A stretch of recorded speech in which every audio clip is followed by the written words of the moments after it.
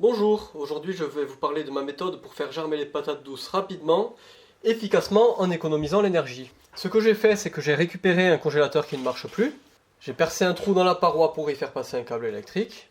Grâce à ce câble, je peux brancher un chauffage d'appoint, lequel est lui-même branché sur un thermostat réglé à 35 degrés. Étant donné que le volume d'air à chauffer est réduit et qu'il est très bien isolé, le chauffage fonctionne très peu, ce qui me permet donc d'économiser de l'électricité. On peut tout à fait réaliser cette méthode avec un frigo du moment que les étagères sont ajourées et laissent circuler l'air. En faisant germer rapidement les patates douces, non seulement on évite qu'elles moisissent, mais ça permet aussi de gagner de la place à l'intérieur pour les semis de tomates, de poivrons ou d'aubergines par exemple, qui eux aussi ont besoin de chaleur. La germination des patates douces est un processus très simple, plus il fait chaud plus ça va vite. Avec une température de 35 degrés comme je l'ai réglé dans mon congélateur, la germination prend environ 12 jours.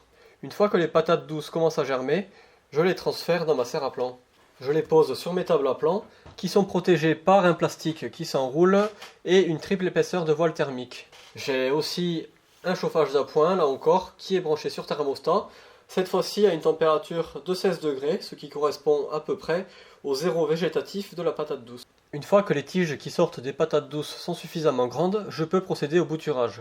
Pour faire les boutures, c'est très simple, il suffit de couper un bout de tige avec une feuille. Le bourgeon qui se situe à l'aisselle de la feuille donnera ensuite la tige du futur plant de patates douces. Il ne reste plus qu'à planter les boutures dans du terreau et à laisser faire le temps. L'enracinement pour avoir un joli plant prend entre 45 et 60 jours en fonction de la température. Si votre serre à plant n'est pas chauffée la nuit, cela risque plus de tourner aux alentours de 60 jours. Merci d'avoir regardé la vidéo jusqu'à la fin et à bientôt.